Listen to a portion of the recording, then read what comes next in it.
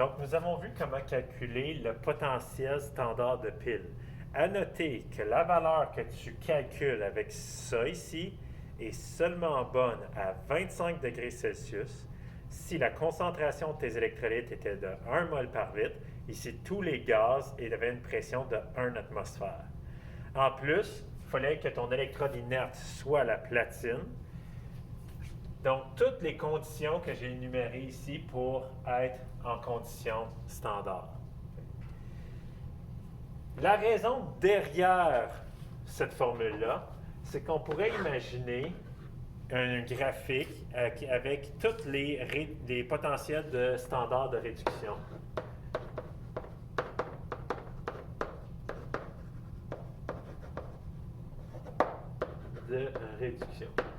Les potentiels standards de réduction, ça se mesure en volts. Okay.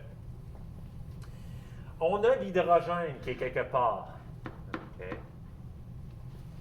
Souvenez-vous, l'hydrogène était notre ligne avec laquelle on voulait comparer. Je vais le mettre un petit peu plus bas. Donc, on avait l'hydrogène ici. Ensuite, on a comparé l'hydrogène à différentes demi-réactions. Donc, la première demi-réaction, je ne sais pas moi, ça a donné un certain nombre de volts, donc disons 1 volt. Donc, ça, et la deuxième réaction va me donner 2 volts. Okay. Bien, si je cherche la différence entre les deux, moi, je cherche combien de volts va me donner ma pile. Bien, si j'utilise ça comme anode et ça comme cathode, ça ici, ça va être la différence entre les deux. Donc, c'est ça que je cherche. Et c'est pour ça qu'avoir comparé avec l'hydrogène, puis avoir mis ça dans un tableau, bien, si je connais la flèche rouge et la flèche verte, je peux facilement calculer la flèche noire. Okay? Donc, comment on va faire ça? Ici, je vais juste ajouter des informations. Pour la flèche verte, c'était celui qui avait le potentiel le plus bas, ça va être ton oxydation. Donc, souvenez-vous, celui qui est le plus bas dans le tableau, c'est l'oxydation.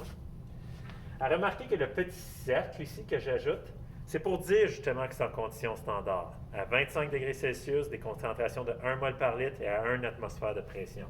Okay. Celui qui est le plus haut dans le tableau, okay, ça va être mon E cathode. Si je veux savoir comment agencer ces vecteurs-là ensemble, bien, pour que ça donne le vecteur somme noir, bien, je prendrais le vecteur rouge. Ensuite, j'inverserai le vecteur vert et je viendrai le mettre ici. Donc, ça va donner ça ici. Donc, ce que j'ai fait rouge moins vert. Normalement, quand on additionne des vecteurs, je serais supposé de prendre le vecteur vert ici et le mettre ici. Quand je fais une soustraction de vecteurs, j'inverse le deuxième vecteur comme ça ici. Et mon vecteur somme, c'est de ton point de départ jusqu'à ton point d'arrivée. Donc, ça ici, ce serait mon vecteur somme à ce moment-là. Ça, ce serait mon E pile, mon E cathode et E anode. Donc, ce schéma-là, il explique ici pourquoi c'est ça la formule.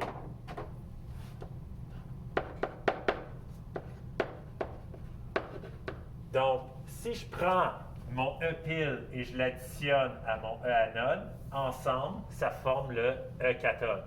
Ou si je réarrange ça, puis je vais avoir le E pile, c'est le E cathode moins le E anode qui va me donner mon E pile. Ici, pouvez-vous me calculer le potentiel standard de cette pile-là? Donc, à 25 degrés Celsius, combien de volts qu'elle devrait me donner? Première étape, c'est déterminer qu'est-ce qui s'oxyde, qu'est-ce qui se réduit. Je peux savoir ça en écrivant mes états d'oxydation. Donc, mon cuivre se trouve à augmenter, c'est ça là, qui est l'oxydation. Donc, c'est ça qui va être la cathode. Donc, ma cathode, dans le tableau à la page 748, je vais chercher... non, excusez-moi. L'oxydation, c'est l'anode.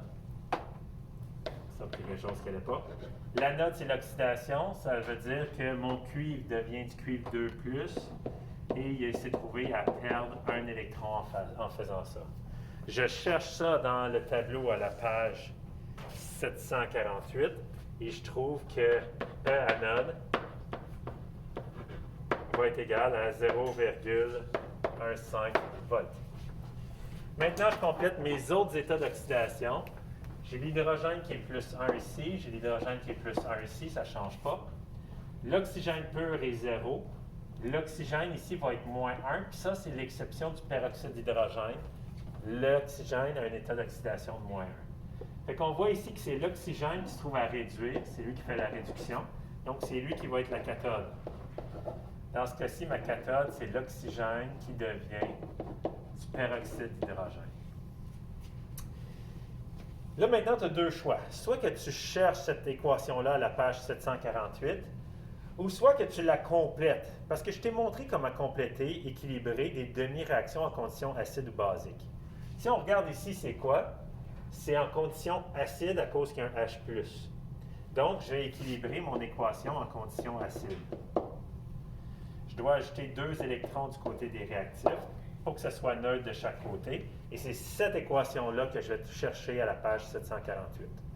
Il y a des élèves qui préfèrent le faire contraire. Ils cherchent dans le tableau pour ces deux substances-là, puis après ça, ils l'écrivent le reste après qu'ils l'ont trouvé. Donc, ça veut dire que mon E cathode va être égal, selon le tableau, à 0,70 volts. Quand je vais calculer mon E pile, c'est tout le temps E cathode moins E anode.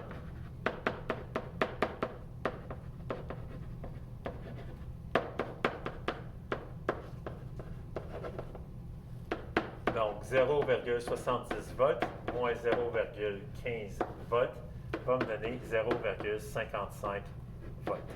Donc, je m'attends à ce que lorsque je vais mettre ça dans deux demi-réactions, dans deux béchers séparés, que je les lie avec un voltmètre puis un pont salin, je devrais obtenir 0,55 volts si je suis en conditions standard. Le petit cercle ici en conditions standard, 25 degrés Celsius, 1 atmosphère, 1 mol par litre.